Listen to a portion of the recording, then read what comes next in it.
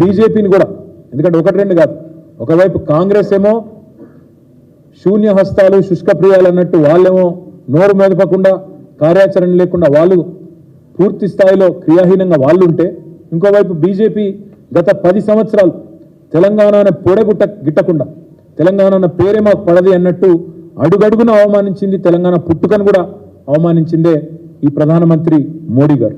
అందుకే తెలంగాణకి అడుగడుగున తెలంగాణ మీద ప్రశ్నిస్తేనే పగబట్టినట్టు వ్యవహారం చేసిన బీజేపీకి కూడా ప్రజాక్షేత్రంలో బుద్ధి చెప్పాలి.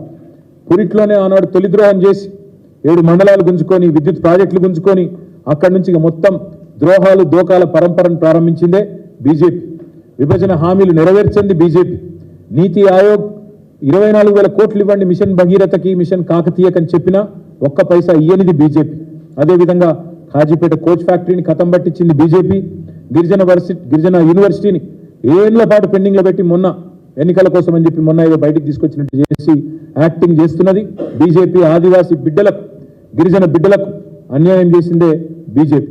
ఒక్క నవోదయ పాఠశాల ఇవ్వకుండా, ఒక్క కస్తూర్బా విద్యాలయం ఇవ్వకుండా ఈ 9.5 ఏళ్లు తెలంగాణ విద్యార్థులను సతాయించిందే బీజేపీ. ఐటీఐఆర్ను రద్దు చేసి తెలంగాణ యువత నోట్లో మట్టి కొట్టింది బీజేపీ. కృష్ణా జలాల్లో వాటా తేల్చకుండా, ఒక్క ప్రాజెక్టు జాతీయ హోదా ఇవ్వకుండా, కనీసం ట్రిబ్యునల్ కూడా నీటి వాటాల పంపిణీ తేల్చకుండా తెలంగాణ రైతుల నోట్లో మట్టి కొట్టింది బీజేపీ.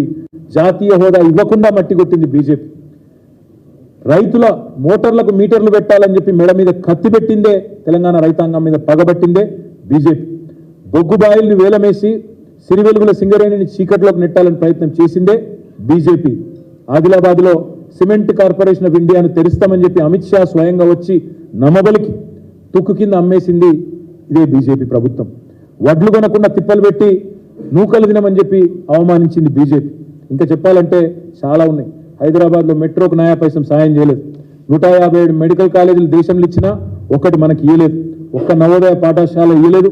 ఇక అందుకే మేము చెప్పేది మత విద్వేషం తప్ప చేసిన మంచి పని ఒక్కటి కూడా లేదు. అందుకే మేము ఈ రాష్ట్ర ప్రజలని చేసే విజ్ఞప్తి ఒకటే, మోడీతో పోరాడాలంటే, మోడీతో ఢీ కొట్టాలంటే దమ్మున్న నాయకుడు కావాలి. ఆ నాయకుడు కేసీఆర్ గారు. మొత్తం దేశంలోని అన్ని పార్టీలు మరి మాట్లాడినప్పుడు కూడా ఆనాడు పౌరసత్వ సవరణ బిల్లును, సిటిజన్ అమెండ్మెంట్ యాక్ట్ను నిర్ద్వందంగా వ్యతిరేకించింది బీఆర్ఎస్. మొన్న యూనిఫామ్ సివిల్ కోడ్ అన్న ప్రస్తావన వస్తే పూర్తి స్థాయిలో దాన్ని తిరస్కరించింది బీఆర్ఎస్. మోడీ సర్కారు నల్ల చట్టాలు తెచ్చి వ్యవసాయానికి పూర్తి స్థాయి ఒక ద్రోహం చేసే ప్రయత్నం చేసి రైతుల మీద కత్తి పెడితే ఆనాడు ఆ 3 నల్ల చట్టాలను వ్యతిరేకిస్తూ పార్లమెంటులో ఓటు వేసింది బీఆర్ఎస్. ఎన్నో సందర్భాల్లో ఈ వికృత విద్వేష రాజకీయాలను, మతం పేరిట జరిగే ప్రయత్నాలను నిర్ద్వందంగా అడ్డుకున్నది బీఆర్ఎస్. మోడీని ఢీకొన్నది బీఆర్ఎస్. అందుకే తెలంగాణ ప్రజలకు మేము చేసే విజ్ఞప్తి, తెలంగాణ గలం, తెలంగాణ దళం, తెలంగాణ బలం కేసీఆర్ గారి టీం.